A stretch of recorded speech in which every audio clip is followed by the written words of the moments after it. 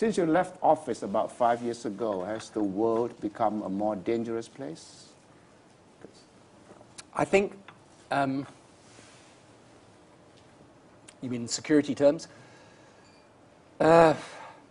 It's not become less dangerous.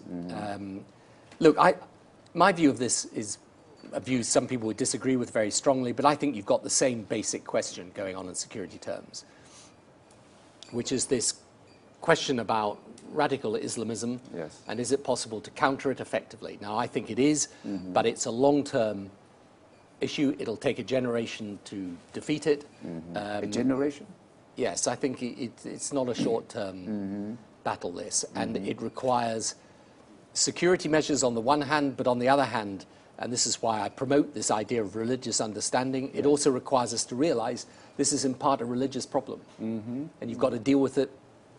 So it is a security problem or a religious problem, or both combined? Both combined. Which side is more serious? Well, both are serious because the underlying roots of it lie in a perversion of religion. Yeah. Right. And where I think, politicians make a mistake is when they, because people find religion a very difficult issue in politics, so people want to say, look, it's not really about religion, it's about politics. Yeah. And I always say to people, you can say that, but unfortunately the people engaged in this extremism, they believe it is about religion. So if you don't deal with this aspect of religion, then you don't deal with the issue.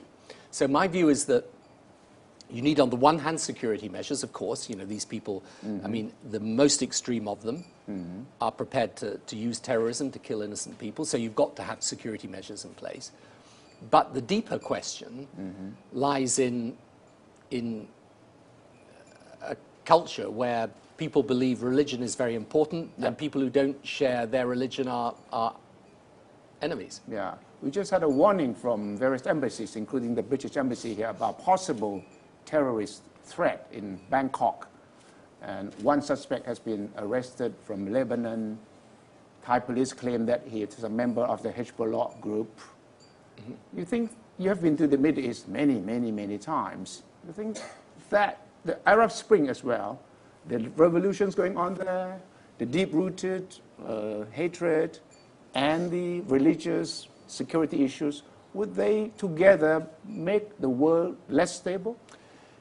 Yes, I think they do make the world less stable, and that's why it's important that in the Middle East particularly, with these Arab revolutions, the risk is very clear.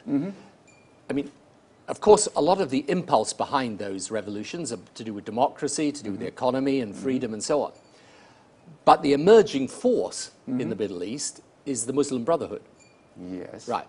Now, is that a good or bad thing? Well, it is only good if there is a process of change and reform that happens within that organization. Because if you end up in a situation where you have Islamist regimes in the Middle East that basically believe people who aren't the same as them are potential enemies, well, you've got a problem. Now, I think Muslim Brotherhood covers a wide spectrum.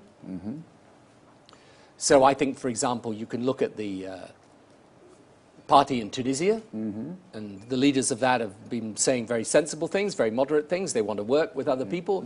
They're Muslim, fine. That's people's right. I'm a Christian. You're a Muslim. We can work together. But some of the other elements, emerging in other parts of the Middle East, and you mentioned Hezbollah, yes, which are effectively in control of Lebanon. You've got the Salafist organizations in Egypt. I mean, these are pretty extreme, I'm afraid. And they do not believe that, that those of us who are different, are to be treated the same way.